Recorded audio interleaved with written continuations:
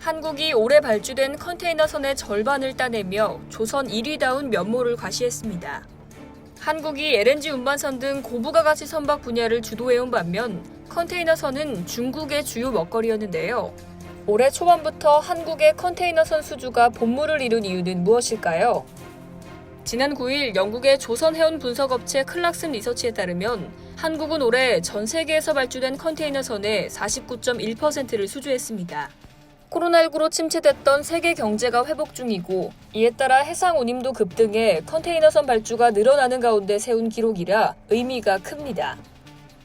지난 2019년 컨테이너선 수주 1위는 중국이었는데요.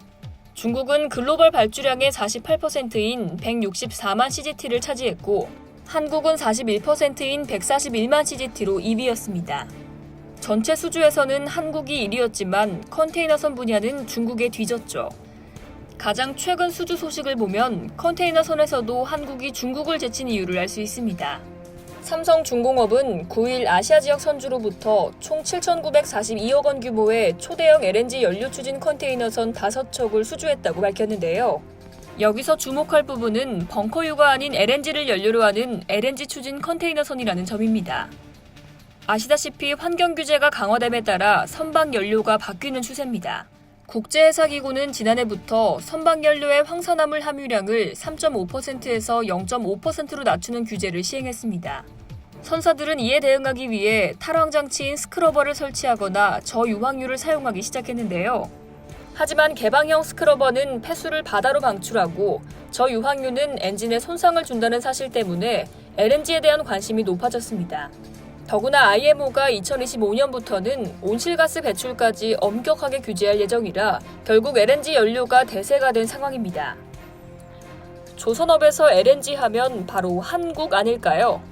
전 세계 LNG 운반선을 거의 싹쓸이하는 한국 조선업계는 LNG를 연료로 삼는 LNG 추진선에서도 세계 최고의 기술력을 자랑하고 있습니다. 특히 글로벌 조선 1위를 다투는 중국과 비교되며 더욱 성과를 높이고 있는데요. 지난해에는 각국 선사들이 한국의 압도적 우위를 확인한 사례가 있었죠. 지난해 9월 현대사무중공업은 세계 최초로 대형 LNG 추진 컨테이너선을 건조해 싱가포르 선사에 성공적으로 인도했습니다.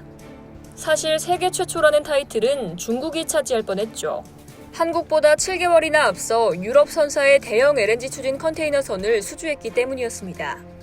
하지만 중국 조선소는 기술력 부족으로 건조에 차질을 빚어 결국 인도기일을 몇 차례나 넘겨야 했습니다. 이 와중에 은밀히 한국에 도움을 요청하기도 했다는 사실마저 알려져 망신을 샀죠. 한국과 중국의 건조 과정과 결과를 지켜본 주요 글로벌 선사들은 당연히 한국을 보며 고개를 끄덕였겠죠. 올해 한국 조선업계가 컨테이너선 수주 랠리를 펼치며 중국을 멀찌감치 따돌리고 있는 데는 바로 이런 배경이 있습니다. 컨테이너선뿐만이 아닙니다. 모든 종류의 선박이 환경 규제로 인해 LNG 연료를 본격적으로 선택하기 시작했습니다.